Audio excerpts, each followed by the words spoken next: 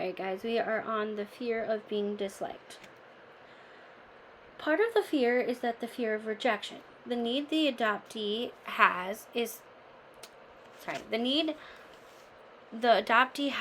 to have people like them. Now, we all want to be liked, but we don't all think that we will be annihilated if someone doesn't like us. We aren't all people pleasers, which is what I was talking about in the last video, right?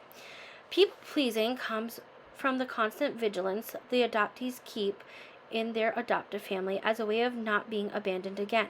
The constant alertness to the environment in order to fit in sets up a pattern that the adoptee employs in almost all situations. I need to find out how to be in the situation. That's how adoptees call themselves chameleons. They are very good at adapting because they spent their childhoods perfecting the art of adapting to their adoptive families, right? So, it's not fully fitting in, right? So I was kind of giving an example last time a little bit where being indigenous, right? So my authentic self is this this need to reconnect, right? Which I've been on my journey for a very long time. But, on the outside, I look different, right? My experience looks extremely different, right? So, my adoptive father is non-practicing Catholic. My adoptive mother is non-practicing Jewish. And so having to go in between those two worlds where, now this is just belief-wise, but I don't fit in either way, if that makes sense, right? But also, another example is, I was born in the Midwest, okay? And I grew up in New York City, between New York City and upstate New York / New England.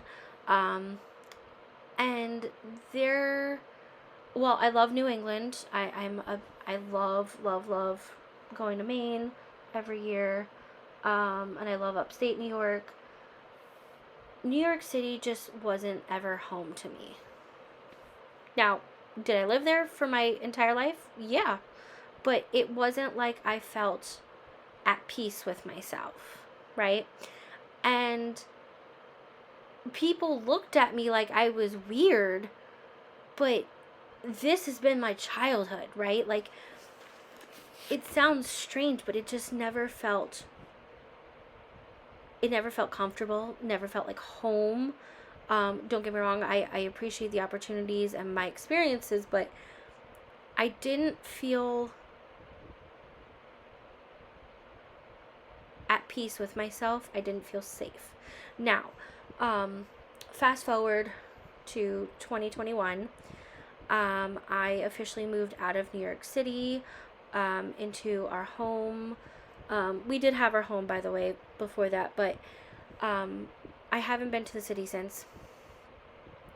I live in the middle of the woods, upstate New York, and I can tell you that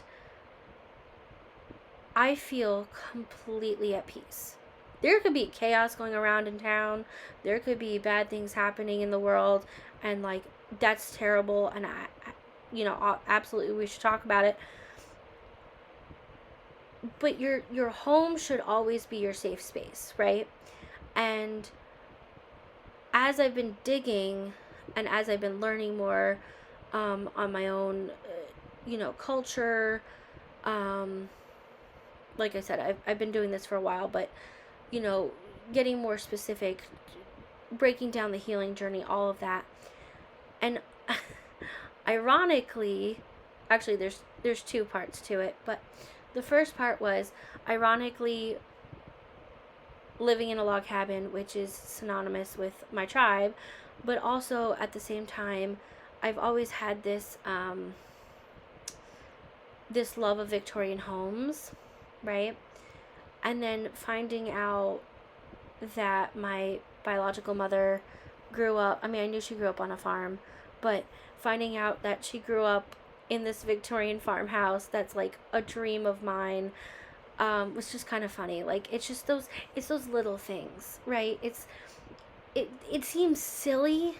It seems so silly and insignificant, but like when you're an adoptee and then like you put two and two together and like there's more to it, but it's those little things, right? So like a lot of people who grew up in say in New York City, right? Say in the five boroughs, they call the city home, right? Like they're true New Yorkers. Like it doesn't matter that I grew up there, right? It doesn't matter that I spent a lifetime there. It was never home in my head, and it was never home in my heart. So anyway, continuing on.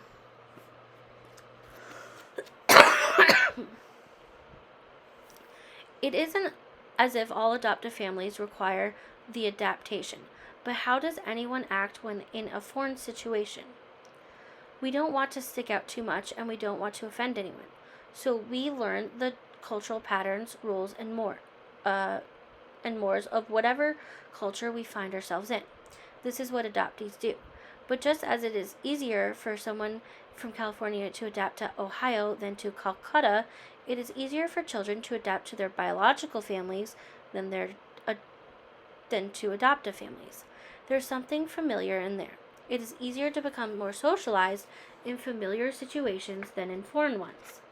It is easier to know we fit.